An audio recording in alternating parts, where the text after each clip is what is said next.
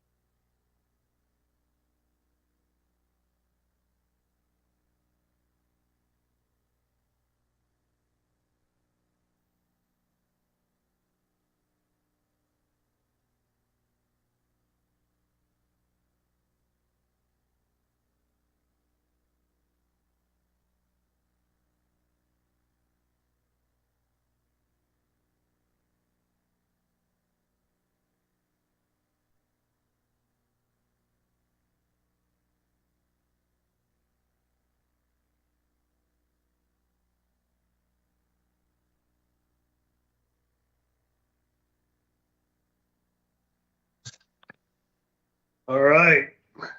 We have communications there. Zach? Yes, sir. All right, we'll go ahead and get started. Call to order the State of Nevada Executive Branch Audit Committee meeting scheduled for today, October 29th, 2024 at 1 p.m. And we'll kick it off with the roll call. Thank you, Governor. Treasurer Conine, Here. Controller Matthews, Here. General Ford, Here. Lieutenant Governor Anthony, Secretary Aguilar, Here. Public Member Babsky, Here. Governor Lombardo, Chair. Here. We have a quorum, Governor. Okay, thank you. Move on to agenda item number 2, first opportunity for public comment. And bear with me while I read the narrative here. The first public comment period is limited to comments on items on the agenda. No action may be taken upon a matter raised under public comment period unless the matter itself has been specifically included on an agenda as an action item. We will limit the public comment to 3 minutes. Public comment may be provided in person or via telephone. To provide public comment on an item on the agenda via telephone, dial 775-321-6111. When prompted to provide the meeting ID, please enter 891-951-935#. When the chair opens the public comment period, dial *5 to request to be unmuted. If there's any questions of that or you didn't get it, it's in the public notice, well defined if you want to go online to discover it. Do we have anybody there in Carson City for public comment? No, Governor. Do we have anybody here in Las Vegas? Come forward, sir. Just identify yourself. Thank you, Mr. Governor, committee members, Chris Daly, Nevada State Education Association, the voice of Nevada educators for 125 years, commenting today on your audit report on reviewing 17 public school districts in the state public charter school authority. The governor's finance office makes several good recommendations in this report. as an entity, an individual that attends many meetings of the State Board of Education, the Commission on School Funding, legislative committees and subcommittees, other boards and commissions, the establishment of a single unified statewide system of accountability makes a whole lot of sense. It's also clear that our State Department of Education, like public education overall, is understaffed and under-resourced. With the largest class sizes in the country, we appreciate the acknowledgement in this report that class sizes matter to both students and teachers. And finally, we agree with the recommendations regarding universal free student meals. A few words of caution on some other items included in the report. Public education is fundamentally different than business, so we would take exception to references to Forbes, Warren Buffett, and prioritizing, quote, income-producing potential. Reference to the state of Louisiana's recovery school district fails to contemplate Nevada's own failed achievement school district. However, most concerning is this report's failure to acknowledge chronic underfunding of Nevada schools. While comments from Governor Lombardo are included that he expects results and would not accept lack of funding as an excuse for underperformance, underfunding, sadly, remains a fixture of Nevada public education. The original charge of Nevada's own Commission on School Funding, formed in 2019, was to identify optimal funding in Nevada and chart a 10-year course to reach that. And the commission did produce this report in November of 2022 that identified those levels and did make specific recommendations around sales and property tax. And even with historic funding in last session, 2.3 some odd billion dollars, Nevada still trails both the national average and what subject matter experts recommend as optimal funding. And I will direct you to this slide from the Funding Commission produced by Applied Analysis that shows Nevada still 4,000. Does that have a slide number on it? I will provide this to you, Mr. Governor. That Nevada remains $4,000 per pupil behind the national average. So we appreciate the work of the audit committee, but we want to make sure that the work to reach optimal funding also moves forward in concert. Thank you. Thank you. Anybody else here in Las Vegas wishing to speak? Anybody on the phone or online? Thank you. Yes, sir. All right, with that. We do not, Governor. Huh? Go ahead. I just said we do not, Governor. Okay. Well, with that, we'll close the first opportunity public comment, move on to agenda item number 3, approval of the February 28, 2024 meeting minutes. Any questions or concerns from any committee members on the meeting minutes? If not, I'll entertain a motion for approval. Cisco motion to approve. Second. All right, we have a motion for approval. All those in favor signify by saying aye. Aye. Aye. Any against, nay? Hearing none, motion passes. We'll move on to agenda item number 4, presentation of audit reports pursuant to NRS 353A.085, informational only item. We'll kick it off with 4A. Good afternoon, Governor and members of the committee. Jasdeep Bains for the record. The audit focused on improving oversight and tracking of CBA special pay and benefits to ensure provisions are followed and applied consistently across agencies. Yeah. CBA provisions are inconsistent across CBAs, resulting in vague and incomplete language. Non-standardized CBA language can make implementation challenging, especially for agencies managing multiple CBAs. We make 3 recommendations for DHRM to improve CBA oversight. First, we recommend DHRM standardize and clarify CBA language to streamline implementation of future agreements and facilitate tracking of CBA expenditures. Benefits granted under the agreements vary across bargaining units, and benefits included in more than one agreement are inconsistently applied. The FOP agreement includes provisions for recruitment bonuses, but lacks clarity in evaluating employee performance for bonus eligibility. First-time hired correctional officers and forensic specialists covered under the agreement are eligible to receive a recruitment bonus of up to $7,500 paid in 4 installments after satisfactory completion of the required timeframe. The FOP agreement fails to include provisions for evaluating employee performance to determine recruitment bonus eligibility. The absence of tying an evaluation requirement to recruitment bonuses in the FOP agreement results in bonuses being paid to employees who stay less than a year or do not meet performance standards. Nearly 1/3 of NDOC first-time hired employees worked less than 90 days, but were eligible for the first paycheck bonus, receiving $1,500 each. Payments to these employees totaled $58,500 in fiscal year 2024. Specifically, 4 employees worked 1 day, quit, and received the $1,500 bonus. Our second recommendation is for DHRM to develop a database to track and monitor CBA pay, benefit provisions, and covered positions. DHRM currently lacks a comprehensive tracking mechanism. Additionally, NEETS lacks controls to prevent inaccurate coding of special pay types by employees, leading to inconsistencies in reporting and potential overpayments. This has resulted in CBA payments being potentially underestimated due to reliance on incomplete reports.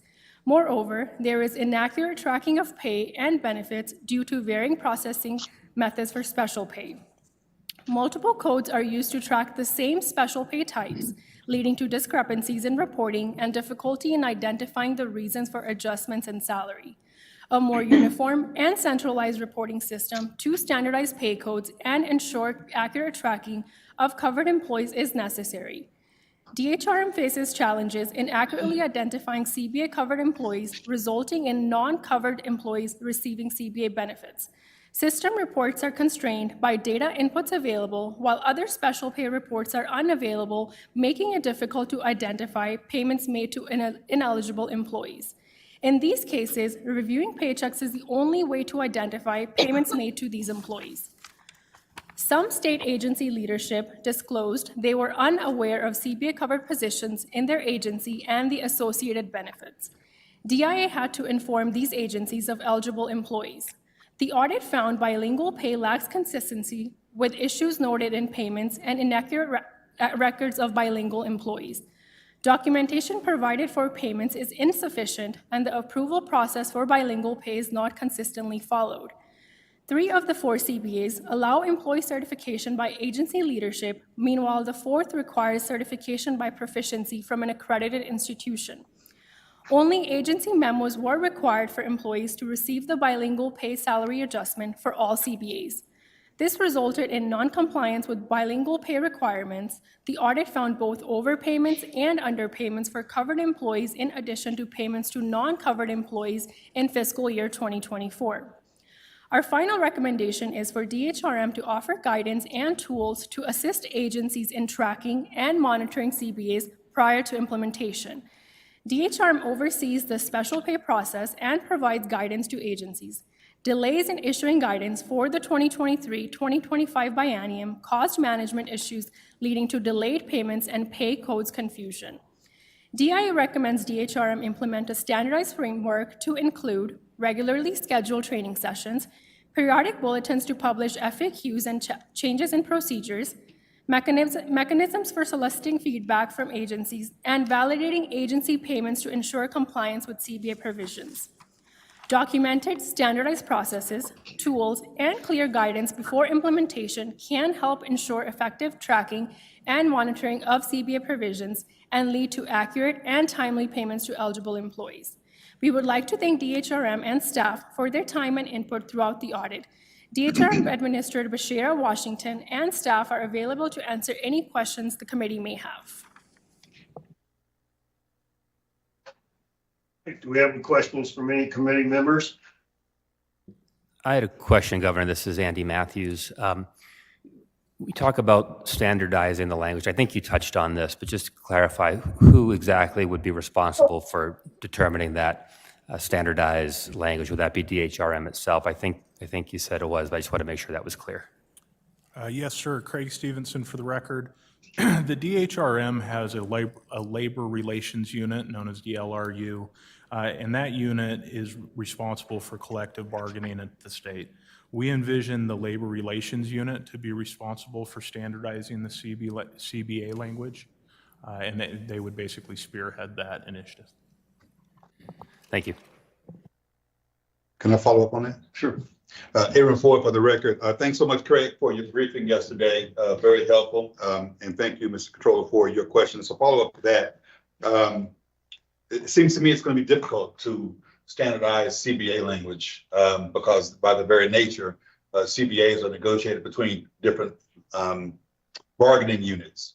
And so can you speak to us a little bit about that difficulty, number one? But then number two, I asked you yesterday, maybe you should just say out loud here, what other states you've looked at to see whether it's feasible and what the common practice is relative to standardizing CPAs? Thank you, sir. Craig Stevenson for the record. The difficulty in implementing this and standardizing it across multiple different collective bargaining agreements is exactly what you just said. It will not be possible to have a standard form agreement for every single union. That's just not possible. We envision other changes to standardize these agreements. For example, the appendix of every single agreement lists or should list the positions that are eligible to receive or to be in that bargaining unit. We found that some do not list those positions, and we found that that was inconsistent. So that would be one way that you could standardize the agreement. Every agreement should have the list of positions that are covered. Additionally, they could standardize certain aspects. While they can't change how they negotiate these agreements, they could standardize how they apply, for example, pay codes. So if you're taking a personal leave day that's granted by a union, that ought to be standardized throughout the agreements. We're not saying you should say this agreement gets 3 personal leave days, this one gets 5. We just want, when they apply those leave days, for that to be a standardized practice. It should either be a timesheet driven pay code or a non-timesheet driven pay code. But what we don't want is these agencies to treat each of these special pays their own way. So for example, we saw some agencies would code special leave to admin leave, and that is not appropriate. But that was because they didn't know how to code it. So we've already standardized in practice some of the things, some of the ways that we implement these CBAs, but the agreements themselves do have inconsistencies that I believe we could make more consistent without changing the terms of the agreement.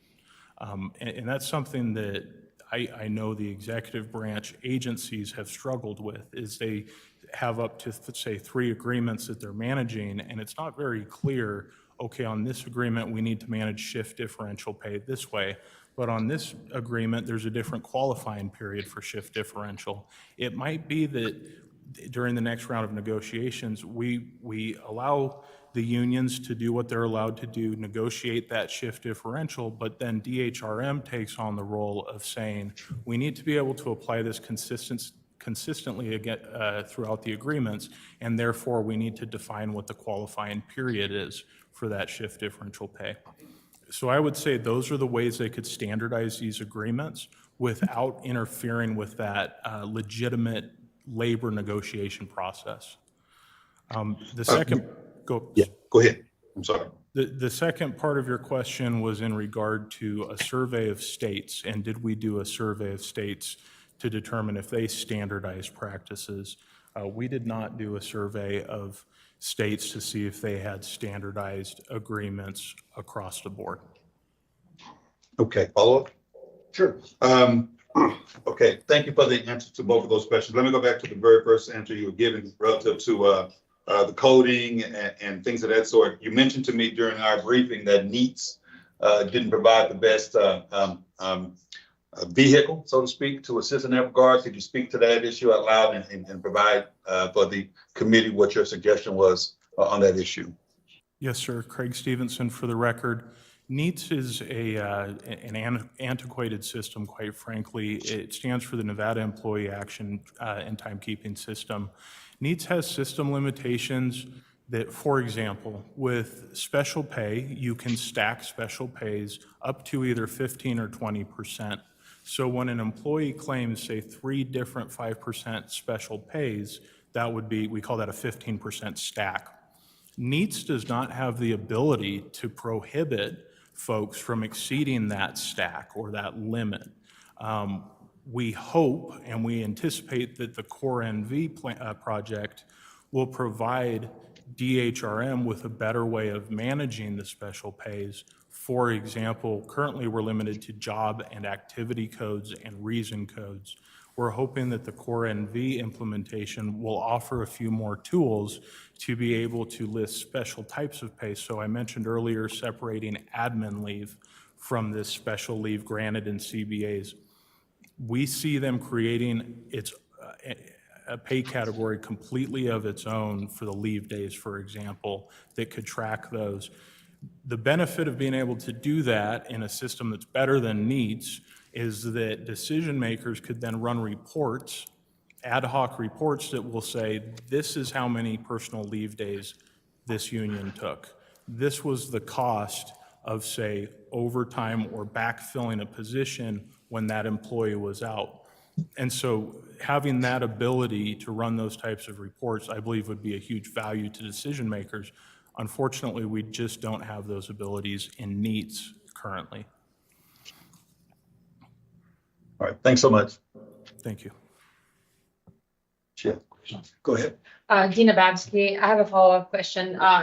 So it sounds like there's some sort of system upgrade that needs to happen to NEATS in order to implement the new codes and the report writing ability, right? Yes, ma'am, that is correct.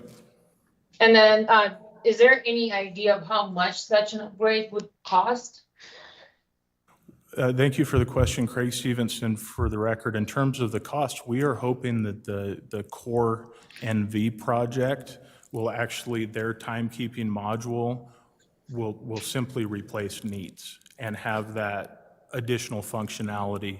I have no idea what that cost or what portion of the Core NV project is going towards that, but we don't anticipate there being an additional cost to replace NEATS. Craig, is there anybody there with you that can speak to Core NV? Whether that is a viable solution? Possibly the controller. I can, this is Andy Math, yeah, I can touch on it briefly.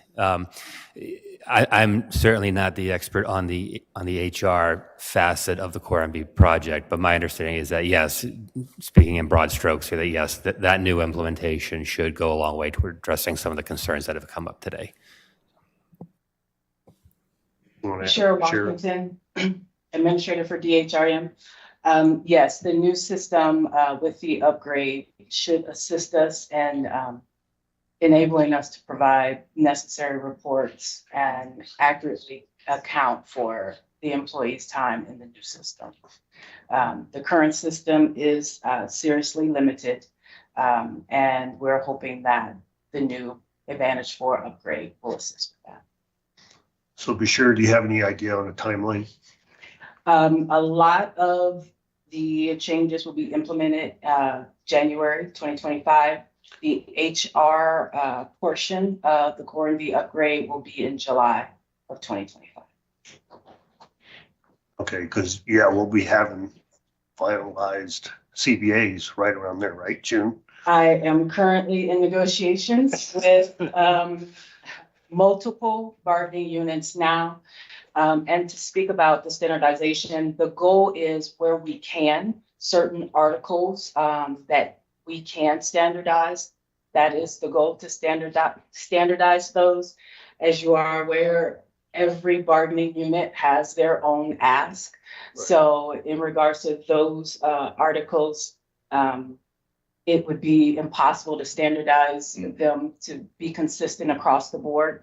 But certain articles where we can, that has been our intention before this report came out. Question. So I know the auditors didn't check, but might you know what other states do relative to the standardization component that we're talking about? I do not. What I do know is that certain articles that are standardized across, there is different language. The way it is stated in those CBAs are very different. And we recognize that as a team when we first started working our workshops with the other agencies on these bargaining units. And our goal all along has been to, where we can standardize that process to do so. It just makes sense to do so with those articles that belong in all CBAs and are similar, to standardize those. And I will add that all of our CBAs, as well as the list of positions covered under the CBAs, are on our DHRM website and accessible to every employee of the state. You wouldn't even, Governor Navarro, just a comment. I don't even think you would need to explore other states. I mean, Clark County being the largest contributing factor in the CBAs, in extensive experience in CBAs, it's been standardized through just even Clark County efforts and their financial office. We will definitely look at that. Yeah, Governor. it's probably a lot simpler to do that because of the changes in the laws and everything else that goes along with it. So. All right, just go in. Yeah, I'm good. Thank you. All right, if there's no further questions, we will move on to agenda item 4B. Governor, I'm sorry, I've got one other question. This is Zach Conan. Go ahead. Thank you.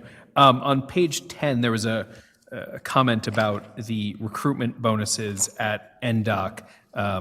Just for everybody, 443 correctional officers were hired, 28% increase in filled position amongst those new hires, 110 or 25% were rehires.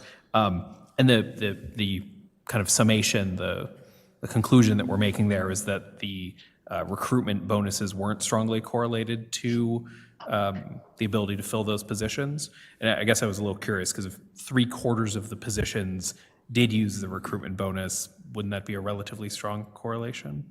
I want to make sure we don't unintentionally say that, say, new hire bonuses weren't effective if they were in some way effective. I know they've made really great strides in filling those positions, and I want to make sure we don't put something out there that might lead the legislature or anyone else to think that that wasn't an effective tool if it was for 3/4 of the hires.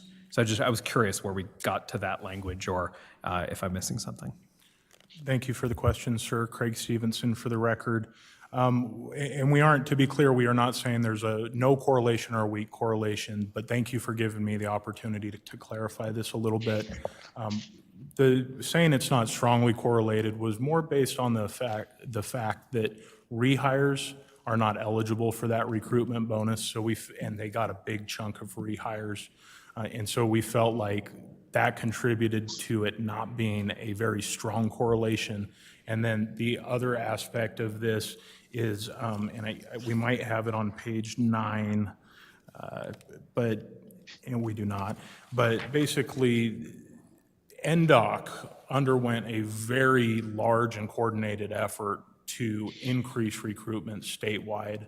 I'm sure you're aware of that. They had money appropriated to them to increase their recruitment efforts.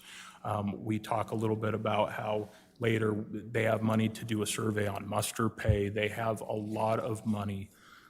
We don't, and so for those reasons, we felt like it wasn't a super strong correlation, although it is still correlated. I think this probably could have been better written as, instead of saying we're not strongly correlated, we could have just said they were correlated, but not directly, perhaps. Governor, do you mind, could we ask if someone from NDOC is here yet? Maybe? Bueller? Okay. All right. We can follow up on that offhand. I just want to make sure that we get in the record whether or not it is an effective tool for them or not, as we're going through the process of figuring out how to continue filling those staffing holes. Thank you. Thank you. All right, we'll move on to 4B.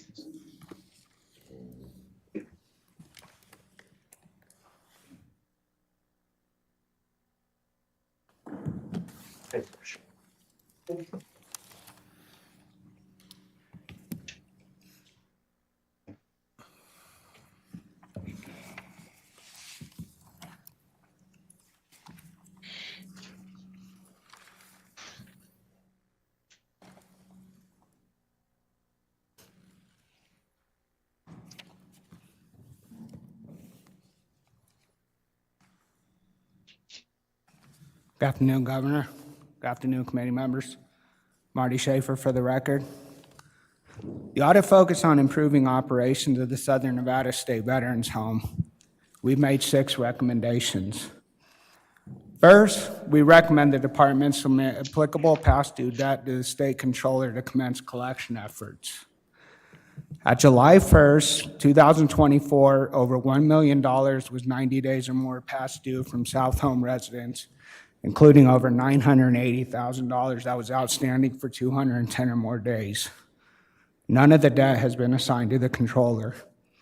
Unless alternate arrangements are agreed to by the controller, agencies must assign debt that have been outstanding for 60 days. Assigning past due debt will increase the likelihood of recovering funds and will allow the department to write off on collectible accounts. Our second recommendation is to pursue an updated memorandum of understanding with the state controller's office. The department faces challenges to managing accounts receivable, such as the extensive Medicaid application approval process for residents unable to self-pay. Due to this process, commencing collection efforts at 60 days is impractical for balances tied to a pending Medicaid application. In 2011, the department signed an MOU with the controller's office to exempt those balances. The MOU lacks details to better assist the department in managing its accounts receivable. For example, it does not indicate how soon after Medicaid coverage is denied those balances should be submitted for collections. An updated MOU would provide better guidance for resolving issues related to accounts receivable and past due debts. Our third recommendation is to record accounts receivable in accordance with generally accepted accounting principles. Prepayments from South Home residents are credited to accounts receivable as our system generated refunds. These are improper accounting entries that understate an entity's financial assets according to generally accepted accounting principles. Agencies submit receivables to the controller's office, which are compiled into the state's financial statements. The inaccurate South Home balance results in an inaccurate statewide balance. Statute requires generally accepted accounting principles be followed throughout the accounting process at both the agency and statewide levels. The recording process must be revised to ensure compliance with statute and to reflect accurate receivables. Our fourth recommendation is to revise the admission application to include Medicaid information. Applicants must meet stringent eligibility requirements to qualify for Medicaid coverage. Approximately $228,000 of the past due debt is the responsibility of residents that were denied coverage. The South Home application for admission does not address Medicaid, which limits transparency in the admissions process. Documenting Medicaid information on the admission application would compel South Home applicants to ask clarifying questions, share important information, and seek a greater understanding of eligibility. Addressing these matters during the admissions process would minimize the financial liabilities for both the South Home and its residents. Our fifth recommendation is to submit the Medicaid application at the start of the admissions process and train staff on updated admission processes. Medicaid applications are submitted no less than 30 days from a resident's move-in date, an approach derived from the statutory requirement that applicants be institutionalized for 30 consecutive days to qualify. However, applications may be processed sooner if the applicant's physician states that the stay is likely to be at least 30 consecutive days. Obtaining this statement from the physician will allow the South Home to proactively prepare and submit Medicaid applications at the start of the admissions process. Even when a 30-day stay is not anticipated, proactively compiling the necessary information will ensure the South Home is prepared when residents unexpectedly require a longer stay and need Medicaid coverage. In addition, staff should be trained on updated admissions processes to limit misunderstandings with South Home applicants and reduce the number of financial complications that arise long after a resident is admitted. Our sixth recommendation is to seek a BDR to join the Nurse Licensure Compact. Research shows Nevada facing a critical nursing shortage.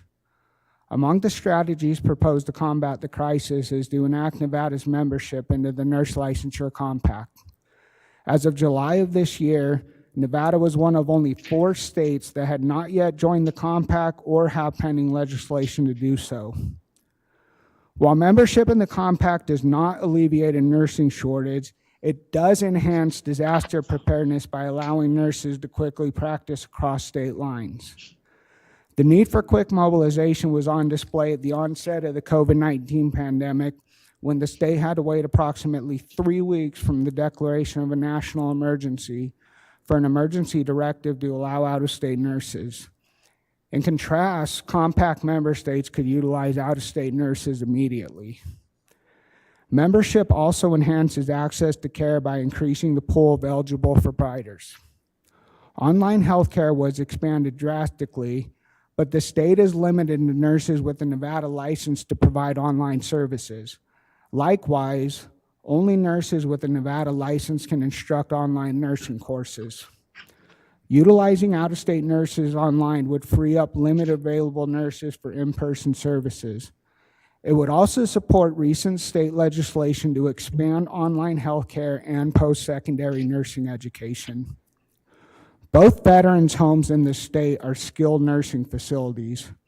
As a direct stakeholder, the department has a vested interest in helping to advance and modernize the nursing profession, which can be carried out through efforts to join the compact.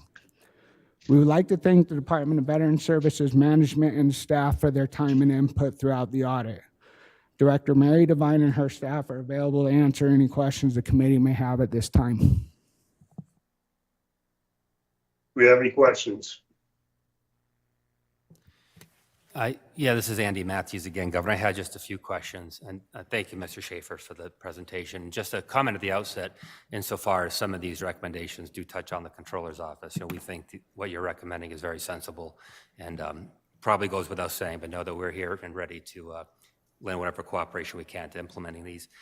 You noted that, I think it's noted in the packet, that some of the debt owed to South Home, the South Home was attributed to denied retroactive Medicaid coverage. Could you kind of walk the committee through how that might work, how someone could be approved for Medicaid, but at the same time denied that retroactive Medicaid coverage?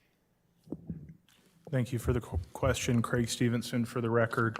The denied retroactive coverage typically occurs due to a 5-year look-back period with Medicaid.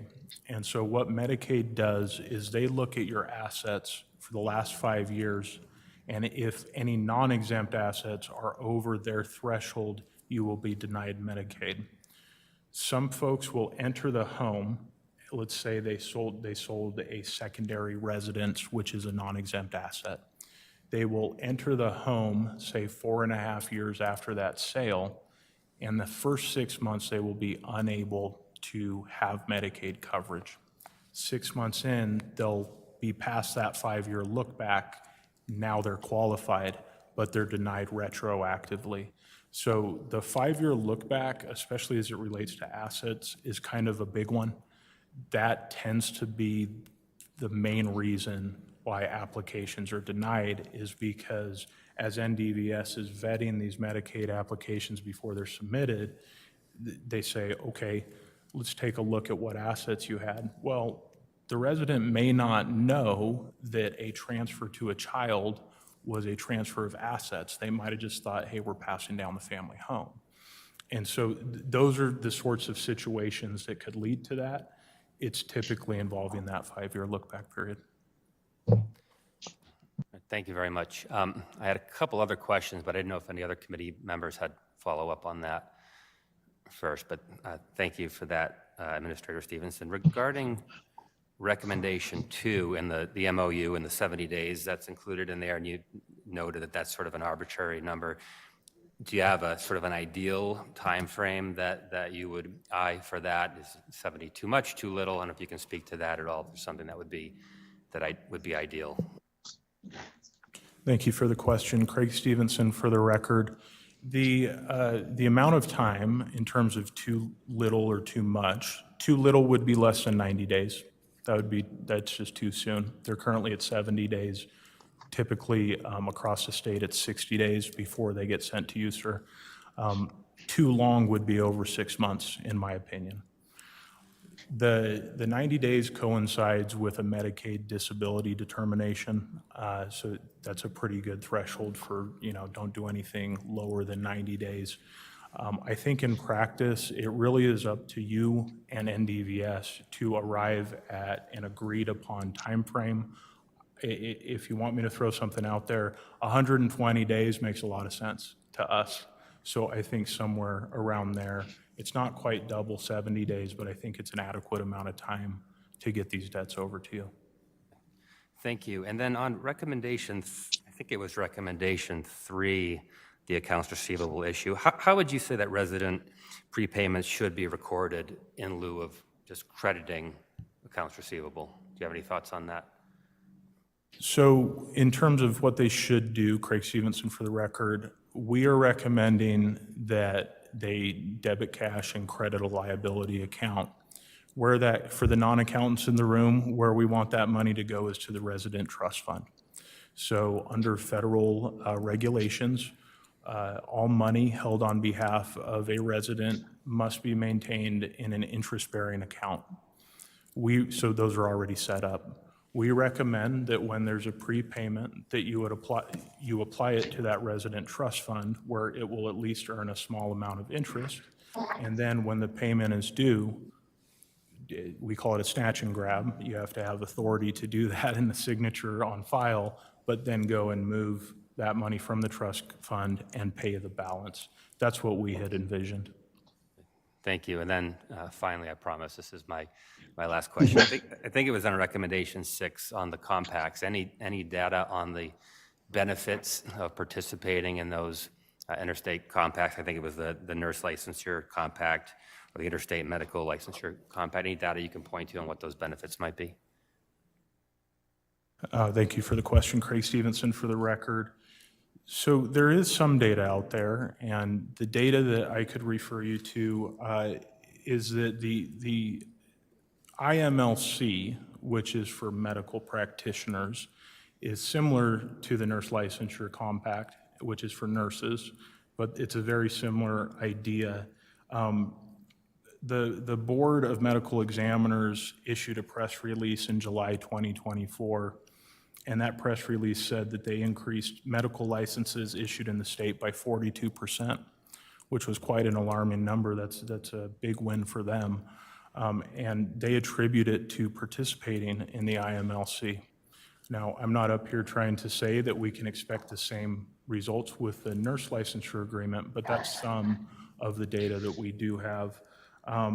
One other point of data that I have handy is regarding what happened during COVID and when there was an emergency directive that allowed out-of-state nurses to practice in Nevada. I do have a number for you. It was 1,200 waivers were issued to RNs, LPNs, APRNs, and CNAs, which is a big number. So that is not because we had the NLC. That was under a directive, but I think that is kind of an analog to the IMLC or the nurse licensure compact. Those are the types of numbers that we have.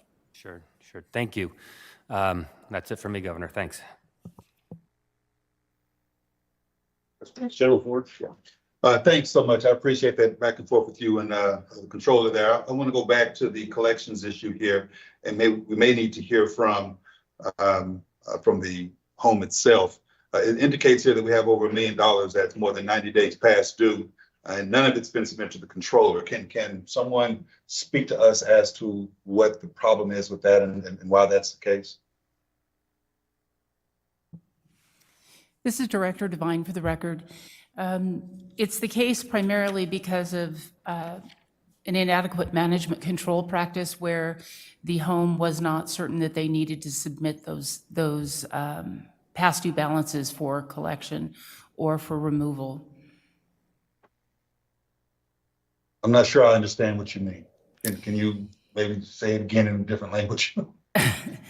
In a management control process, the accounting team at the home felt that if the Medicare was past due or was denied or was not paid, that they just held on to those balances. They were unaware at the time that the audit occurred, that they should be passing those back up to the headquarters office and on to the controller's office for disposition.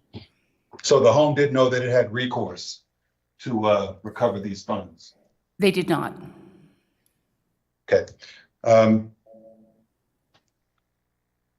Okay. I mean, I think that presents a grave issue for us. And how far back does the $1 million number go? 6 years. 6 years. Okay. And now that we do know that you have recourse by sending these to the controller, my conversation on the briefing was you wanted to ensure that if this money is recovered, it goes back to the home as opposed to the general fund. Am I right about that? That is my understanding. Okay. And there was conversation around the MOU, including that. And I think, Craig, you might want to, say out loud for the body what you said to me during the briefing, so that everyone understands what the issue is there. Sure. The issue with the MOU is that NDVS wanted a level of assurance that if the controller went out and collected a portion of that $1 million, that the South Home would get that money back as opposed to that money going to the general fund. What we explained to NDVS is that statute already allows that, and that money, because NDVS is not a general fund agency, that money would be entitled to them. And so that's the reason we had a discussion around that. What you informed me yesterday in the briefing was of course accurate and correct, that statute is what promulgates that rule as opposed to an MOU. And we acknowledge that this MOU should not be the tool that says this is the reason why this non-general fund money is going back to the South Home. And so that is an important clarification, because in the audit report, we basically said that stating that in the MOU that they'd get the money back would give NDVS a level of assurance that they're getting that money back. But your point is very well understood, that statute is what allows them to get that money back, not an MOU. Okay, thank you. The second question I had was related to the nurse licensure compact. I get it. I was around when we promulgated the directive related to COVID-19 and understand the process we had to go through there.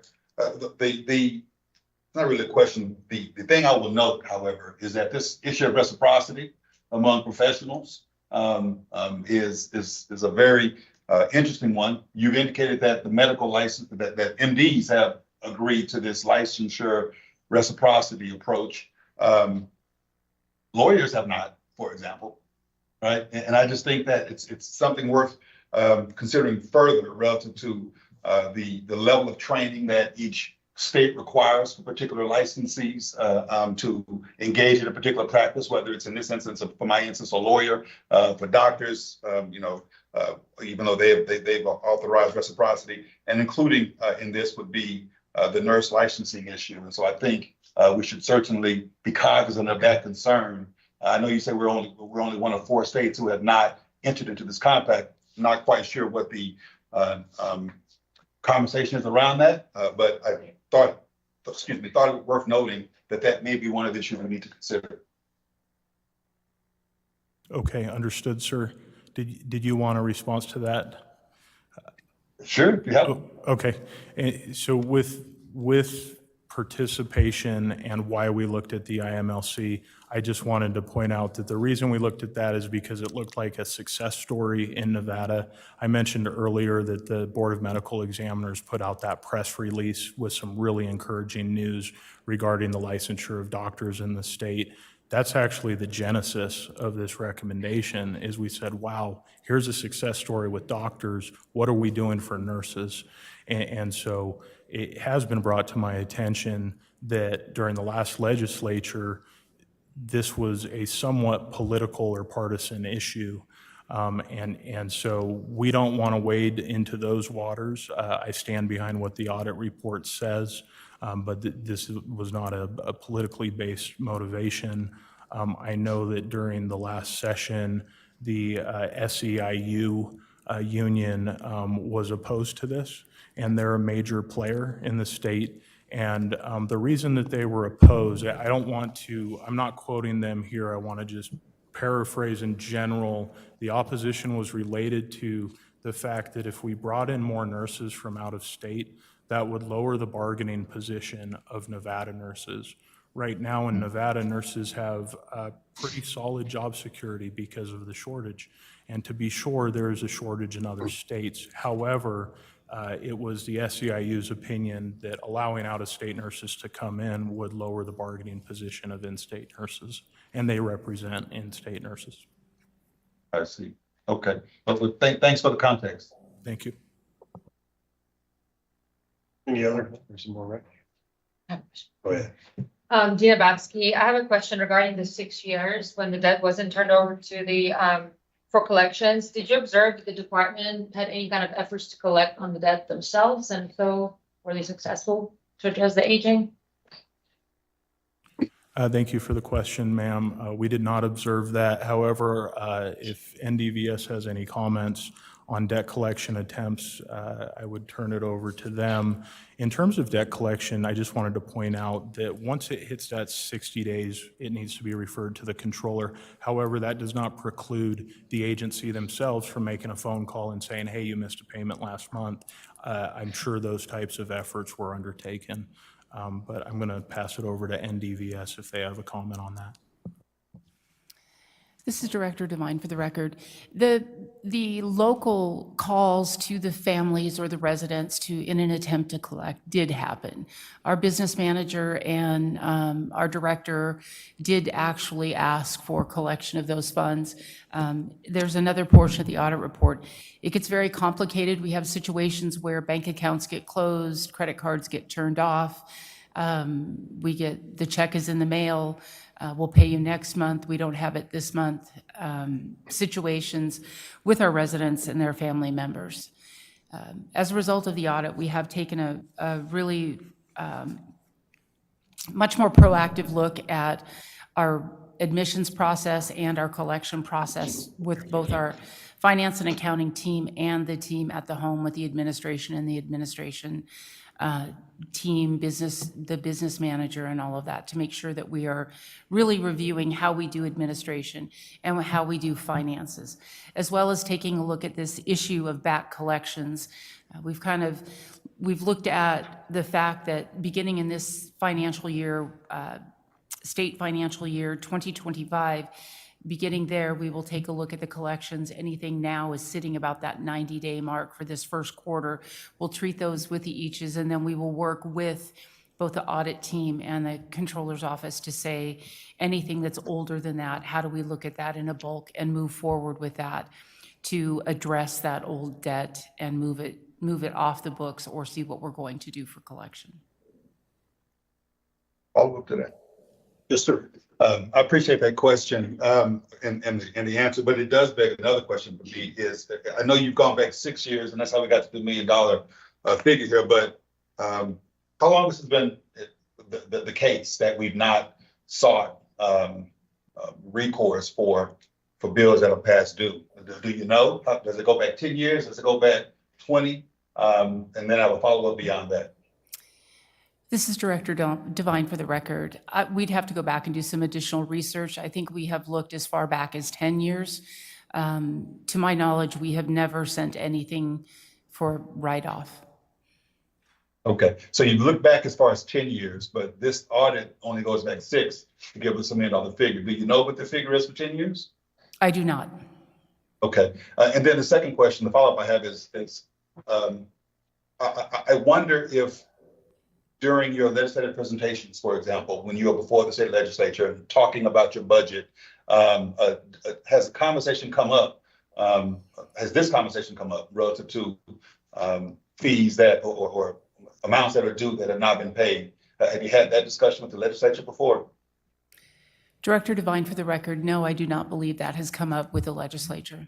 I'm confident it will this time. Okay, all right, very good. Thank you so much. Thank you. Any other questions? All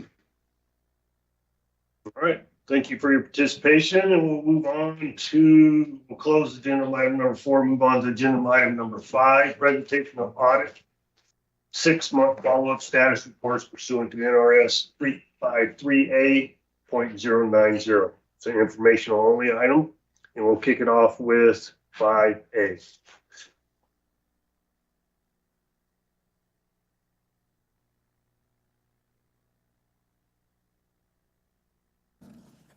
Thank you, Governor. Craig Stevenson for the record. This is the 6-month follow-up to our executive order audit, DIA report number EO 2023-005. The audit objective was to assess the sufficiency of existing audit and reporting tools for public school accountability. The Lieutenant Governor requested this audit report be distributed to education stakeholders, and the committee requested that we follow up on the audit report during this meeting and allow stakeholders the opportunity to digest the report and provide public comment. To that end, a copy of the audit report was distributed to stakeholders within the Department of Education, the State Public Charter School Authority, every superintendent of every school district in the state, and to education stakeholders such as the Public Education Foundation, the Nevada State Education Association, communities and schools, and others. These entities also received a copy of the agenda today for today's meeting and an invitation to provide public comment to this committee. We did not receive any written public comment to present to this committee, although we did have the presentation during public comment at the opening of the meeting from NSEA. I'm pleased to report that the Nevada Department of Education, the State Public Charter School Authority, and the Nevada Department of Agriculture have made progress implementing the recommendations. Recommendations are categorized by their original anticipated implementation timeframe, each with a status indicating full implementation, partial implementation, or if the recommendation is deemed to be no longer applicable. 4 recommendations have been fully implemented, 14 recommendations are partially implemented, and 1 recommendation was deemed no longer applicable. I'd like to talk about the recommendation deemed no longer applicable. On page 10 of this report, recommendation number 3.6, this recommendation required the Department of Education to determine the allowability and applicability of extrapolating pupil count error rates in a sample of schools to an entire school district. The department determined that extrapolation is allowable, but it is not common practice. Of 32 states that responded to a survey on extrapolating pupil count results, only Wyoming extrapolates the error rate to an entire school district. Extrapolating error rates typically reduces funds apportioned to school districts because pupil count audits are more likely to find overcounted pupils rather than undercounted. In lieu of extrapolation, the department has taken action to improve its pupil count process by reevaluating the staff workload and restructuring job duties to allow its audit team to focus solely on pupil enrollment audits. Additionally, NDE reports it will increase the audit sample size for the largest school districts and charter schools in fiscal year 2025. For these reasons, this recommendation is deemed no longer applicable. Leadership from the Department of Education, the State Public Charter School Authority, and the Department of Agriculture are available to answer any questions the committee may have. Thank you. Thank you. Do we have any questions? Governor, this Go is ahead. Zach Conan, if I could. Oh. Oh, sorry, go Go ahead, ahead. General. No, go ahead, Zach. Okay. I guess maybe more of a comment than a question. Appreciate following up on the Lieutenant Governor's request to get stakeholder feedback. When we talked, Director, yesterday or the day before, and we identified and kind of went through the groups, the Clark County Education Association, the Public Education Foundation, Nevada State Education Association weren't part of that original group, right? We added them and sent them that information, did a little service recovery there. I think my request, Governor, if it's all right with you, in the future, when this board says, hey, could we please get this information out to stakeholders, it might be effective to circulate a list of those stakeholders amongst the board in whatever way committee council finds most appropriate from an open meeting law perspective, just to make sure that we're kind of covering our bases and making sure that we're getting kind of as broad of a net of stakeholder feedback as possible. I think this is the first time we've ever done that. So an iterative process, but I appreciate the consideration. So just a clarification for the record, Governor Lombardo. Zach, are you requesting information prior to presentation upon the request? So it's not just regulated to stakeholders, but any additional requests? Governor Lombardo, Zach Conan for the record, I was really speaking more specifically to if we say, please go talk to stakeholders, that we're able to look at a list of those stakeholders and add to it if possible. Because I know, I sent it to NSEA 48 hours ago and CCA 48 hours ago. And I do think they would have provided feedback had they known in advance, or more feedback perhaps. But just specifically towards these stakeholder things, I don't think we need to extend on every item. So once the stakeholders have been identified, to notify the committee members? Treasurer Conine, yes, sir, that's my request. Okay. Craig, that sounds reasonable, correct? Yes, in fact, it would be preferable because we don't know all the stakeholders necessarily, and we don't, there were some that the treasurer mentioned in the pre-brief, and we of course sent them an invitation the same day. Now, of course, we sent the audit report out back in late February and early March to all the district superintendents. We met with other stakeholders, communities and schools. I listed some of the other ones. We sent a copy to the Legislative Audit Subcommittee. We sent it to the press that asked for a copy of the audit report and ran it in the nightly news. We got the report out to as many people as we could think of, but even then we missed a few stakeholders. And so I think it would be very valuable if I could solicit input from the feedback on, hey, what other stakeholders do we need to include in this? So I'm fully supportive of that, and I thank the treasurer for the feedback. Thank you. General Ford? Yeah, thank you. Recommendation 3.6, Craig, we talked about it yesterday, and I told you that I would follow up with us today. The recommendation you deem is no longer applicable. Look, how did it make it into the first set of recommendations in the first place if it shouldn't have been included in retrospect? It seems as though there's only one state that does what was suggested to be done in this recommendation, and that's Wyoming. And it also seems as if NDE didn't like this recommendation in the first instance. And so talk to me about the process of including a recommendation that you think deemed no longer applicable for us in the first instance. Thank you for the question, sir. Craig Stevenson for the record. The current process is different than the process under the previous administrator. This recommendation, as I performed the follow-up on it, I met with Department of Education. I solicited stakeholder feedback. Had I been involved in this audit report, we would have done a state survey the same way we did state surveys on both of the audits that we're presenting today. I think it was a missed opportunity. I think we should have done a state survey, and we missed that opportunity.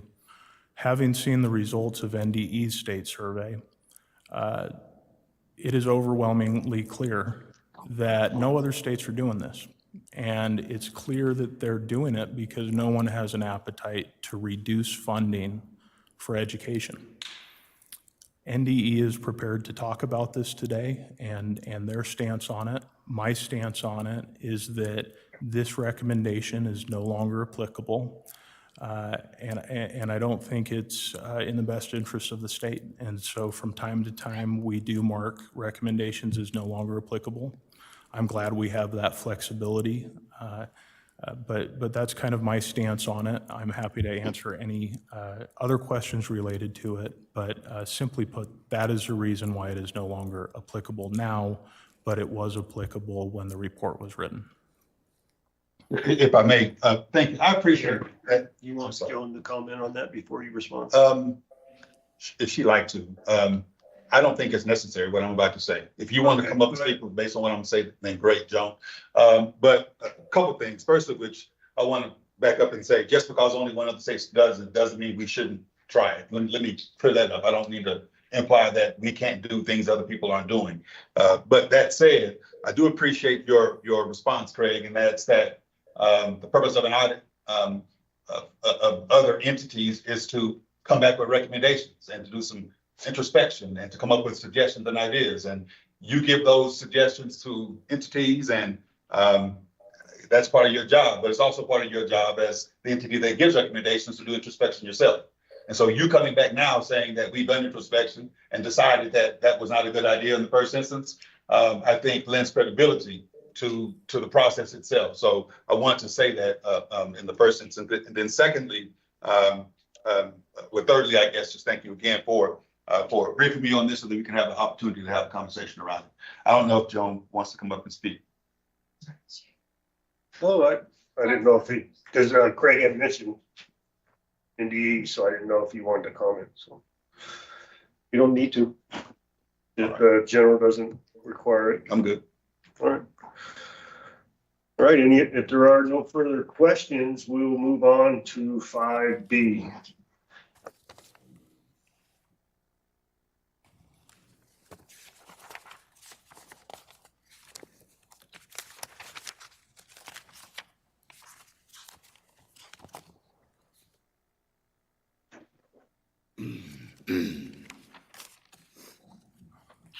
You had all those people here and you didn't want to make a comment. I know how short time is, so thank you, Governor. You guys have a good day.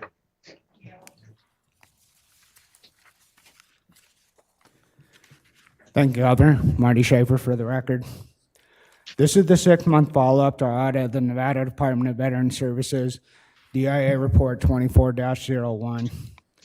The audit focused on improving transparency in operations between the department and the management company of the Northern Nevada State Veterans Home. I'm pleased to report that the department has made progress implementing the outstanding recommendations. Recommendation 1, to validate North Home financial data, is partially implemented. The department is collaborating with Health Dimensions Group, the new management company of the North Home, who took over in August of this year. The company is expected to record all revenue information to the electronic medical record system, while department staff is working closely with the company to develop an understanding of the system. Any allocation of corporate cost charge of the North Home are expected to include annotated and highlighted invoices.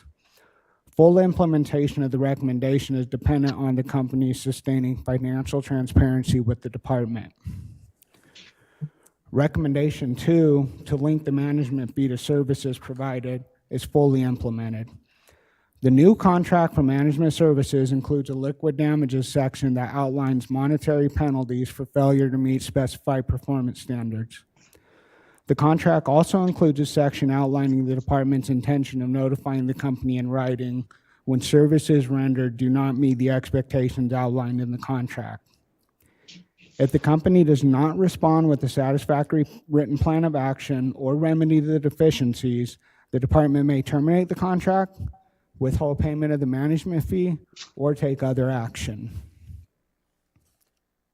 Recommendation 5, to present the North Home financial statements on the state's fiscal year basis, is partially implemented. The new contract for management services stipulates the contractor shall present all operational and financial statements on a fiscal year basis beginning July 1st and ending June 30th. While the inclusion of this stipulation is essential, the department has only received 1 full month of financial data from the company. Full implementation of the recommendation is dependent on confirmation that the system is generating accurate and reliable fiscal year financial data over a relevant period. Recommendation 6, to improve oversight of the management contract, is partially implemented. The department has established a number of quality assurance enhancements as part of operational oversight procedures. Some of these enhancements include on-site visits and facility inspections from leadership, biweekly calls to jointly address performance metrics with the South Home, and monthly meetings with the resident council president. The department recognizes that effective oversight of operations will be a collaborative effort and they are working to develop a productive partnership with the new management company. We thank the Department of Veteran Services for their assistance in preparing our report. Director Mary Devine and her staff are available for any questions the committee may have at this time. All right, do we have any questions? Governor, this is Zach Conine, if I may. Go ahead, Zach. I know we don't want to rehash what happened in the original audit, but I just want to thank the department for working as quickly and as efficiently as possible to try and right the ship there. Your progress has been really tremendous, and so I just want to say thank you. Thank you very much. I've got a great team, and they're working hard to make sure that this is rectified very quickly.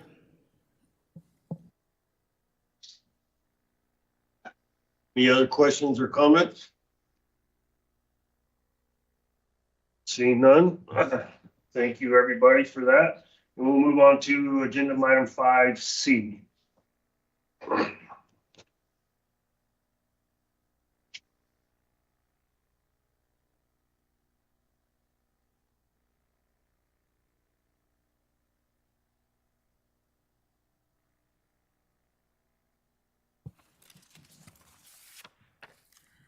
Good afternoon, Governor and committee members. Melissa Gardner for the record. This is the 6-month follow-up to our State Public Charter School Authority audit, DIA report number 24-02, which focused on equitable access to charter schools. One recommendation was fully implemented, and the second recommendation was partially implemented. SPCSA has fully implemented recommendation 1, continuing to strategically locate new charter schools near 1- and 2-star district schools. Recommendation 2 has been partially implemented. SPCSA reports it has taken action to provide transportation to charter school pupils by pursuing additional funding for transportation through the budget process. Full implementation of this recommendation is anticipated upon approval of transportation funding by the 2025 legislature. Executive Director Melissa McAdin is available to answer any questions you may have.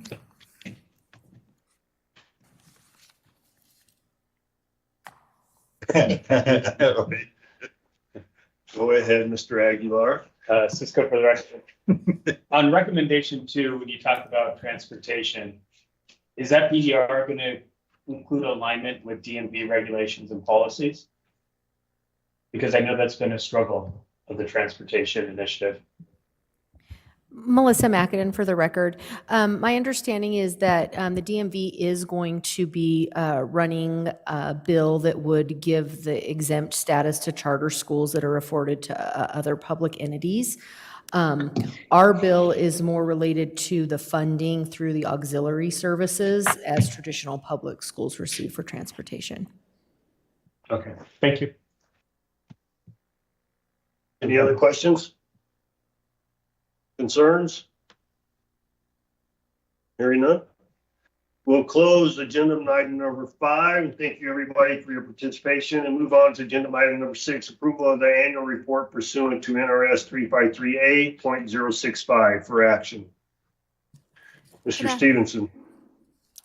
Sorry. Good afternoon, Governor and committee members. Heather Domenici for the record. The division is requesting the committee's approval of the 2024 annual report and agenda item 6. As in prior years, the report provides an overview of division organization, activities, and performance measures. The division consists of 2 sections, internal audit and compliance review, with the goal to improve the efficiency and effectiveness compliance with the governor's objectives, state and federal guidelines, and help safeguard state resources through audits, compliance reviews, internal control training, agency assistance, and monitoring. For the internal audit section, 3 audits were completed in fiscal year 2024, with 95% of audit recommendations fully implemented. Audit staff additionally completed 1 6-month follow-up and multiple annual audit follow-ups for the division, as well as 6 follow-ups for the Legislative Council Bureau Audit Division as required by statute. 3 audits were in progress at fiscal year end. We will review the estimated benefits to Nevadans in agenda item 8 and the fiscal year 2025 annual audit plan in agenda item 9. For the compliance review section, 5 compliance reviews were completed in fiscal year 2024, as well as providing assistance on the audit conducted pursuant to Executive Order 2023-005. Compliance review staff additionally conducted 6 internal control classes and expended 236 hours assisting other agencies and providing compliance-related guidance. 94% of compliance review recommendations were implemented, trainee overall test scores increased by 27%, and attendees' evaluation of training averaged 4.3 out of 5 for the year. 8 compliance reviews are planned for fiscal year 2025. This concludes our presentation of the division's fiscal year 2024 annual report. We respectfully request the committee's approval of the report following discussion and any questions the committee may have. Do we have any questions or concerns? General? No. No. Zach, the camera's not on you, Zach. Any questions or concerns? No questions, sir. I think we'll move to approve if you're all right with that. Yeah. Second. All right, we have a motion for approval of the annual report pursuant to NRS 353A.065. All those in favor signify by saying aye. Aye. Any against, nay? Hearing none, motion passes. And for the record, I did say aye, if you didn't hear that. We'll move on to agenda item number 7, status of outstanding audit recommendations. An informational only item, Mr. Stevenson. Thank you, Governor. Heather Domenici for the record. At the direction. Sorry about that, Heather. That's all Go right. ahead. Thank you. Heather Domenici for the record. At the direction of the committee, the Division of Internal Audit's annual reviews and reports on the status of agency actions taken to implement outstanding audit recommendations. We have provided a summary of outstanding recommendations, detail of actions taken, and recommendations implemented or remaining outstanding as of June 30, 2024. We would be happy to answer any questions the committee may have. Give me a second here, Heather.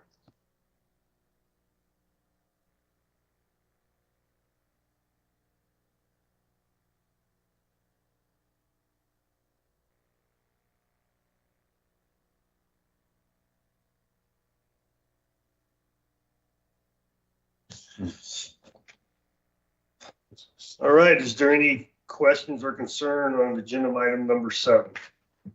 Any board members? Just a quick comment, Governor. This is Zach Conine. This is exactly what we asked for. Thank you so much for the information. It gives us a nice little checklist to work down as we try to get these things done. So thank you. You're welcome. I have a quick question. Go ahead. Dina Babsky, I'm looking at the table where it says, the outstanding recommendations, and the first line item says no longer applicable at 101. Is that similar type of, definition that we just had earlier, where the recommendation was no longer applicable for whatever reasons and the auditor called it back? Because that's about 12.5%, I think, of overall recommendations. Heather Domenici for the record. Thank you for the question. So the 101 no longer applicable span all the way back to the beginning of the Internal Audit Division, and I believe that was in 1999. So we have 25 years. So it's not necessarily what you're seeing in that first line item are totals from the very beginning. And yeah, we do have some no longer applicables. And what it usually, for instance, in the report that we have that we're presenting today, there is a no longer applicable in for the Board of Pharmacy, and that's because statute changed, and which also nullified the recommendation to change to ensure compliance with the statute, and it was struck from statute. And if I could, I don't view the no longer applicable today as really a no longer applicable. It was never should have been suggested in the first place. That's really what we were saying there. It's not that it's not applicable anymore because of a change in statute or some form of intervening rationale. It was because it never should have been in the list of recommendations in the first place. Just a comment. Thank you for your comment. Before we close that comment, help me understand what you just said. So You have to remind me which report that was in, Craig, So but you're alluding to one specific, exactly. not all 100. No, absolutely not. I'm talking about the one I commented on today, that in retrospect, the audit division, should not have included as a recommendation in the first place. And I don't think that's not an issue of no longer applicable. I never should have had it in there in the first place, but they don't have a tab, or they don't have a category that they can use to say that. So they put it under no longer applicable.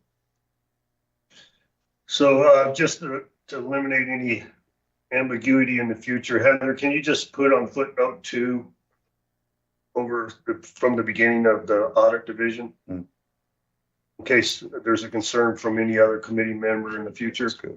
Heather Domenici for the record, of course, Governor, thank you. Thank you. All right, if there are no further questions, we will move on to agenda item number 8. Estimated benefits of Nevadans from audit recommendations, informational only item.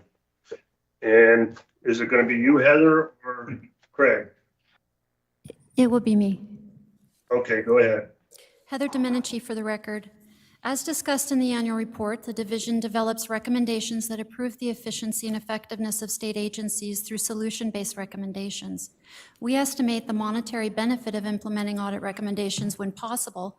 However, many benefits to the state and its citizens are not quantifiable. We have provided a report that includes recommendations with estimated monetary benefits implemented as of June 30, 2024. Benefits are carried in the calculation for 9 years from implementation unless evidence suggests a lesser time period. These benefits include increased revenues, reduced spending, freed up resources, and enhanced funding for program services. The fiscal year 2024 estimated benefits to Nevadans was $90 for every $1 spent on audits, which we will report to the 2025 legislature as a performance measure for the internal audit section of the division. This was a decrease from the $104 per dollar spent in the prior fiscal year, primarily due to the 12% cost of living adjustment to employee salaries approved by the 2023 legislature. Going forward, we anticipate further decreases to the monetary benefit per dollar spent due to an additional 11% cost of living adjustment implemented at the start of fiscal year 2025, as well as anticipating a near fully staffed internal audit section. This concludes our discussion of our report on the estimated benefits to Nevadans from audit recommendations. We would be happy to answer any questions the committee may have. Heather, Governor Lombardo, just arbitrarily, why is the timeline 9 years? Do you have any history of that? The history that I understand is that it's been that way since they started using this measure, and that was decades ago. My understanding is that the 9-year period was that was the average that you would see a benefit that could occur from implementation of a recommendation, and we've continued that practice.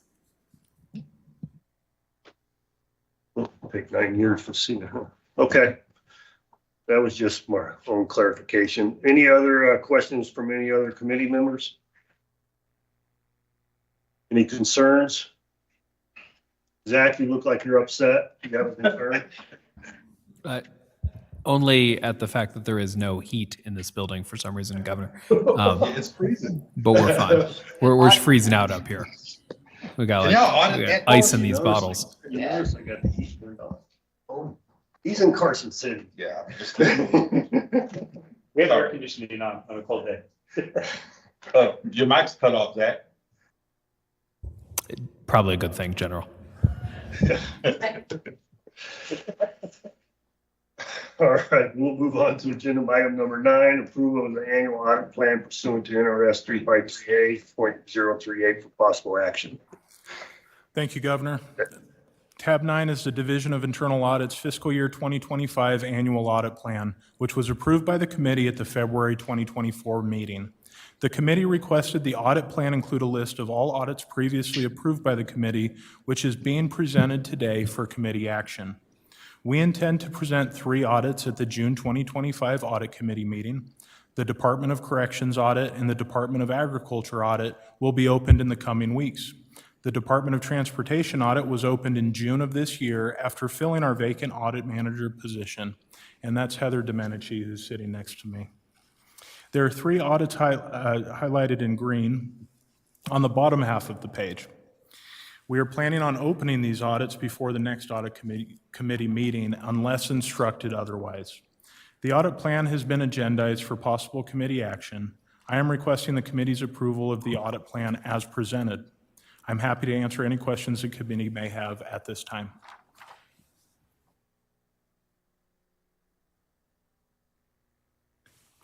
Are there any questions from any committee members? Move approval. Before we move for approval, either Zach or Cisco, I recall from the previous meeting that you requested an audit to be added to the list. Is that evident here? I think it was the Charter School Authority. That was it? Yeah. Okay. All right, is it an action? Yeah, it is an action item. So I'll entertain a motion for approval. Move approval. Second. All right, we have a motion. All those in favor signify by saying aye. Aye. Any against, nay? Hearing none, motion passes. Thank you. And agenda item number 10 is an open opportunity for committee member comments. And I'll take advantage of that because I had a question earlier. I don't think it'll be a violation of anything. Hey, Heather, bear with me while I find it. You had mentioned in the annual report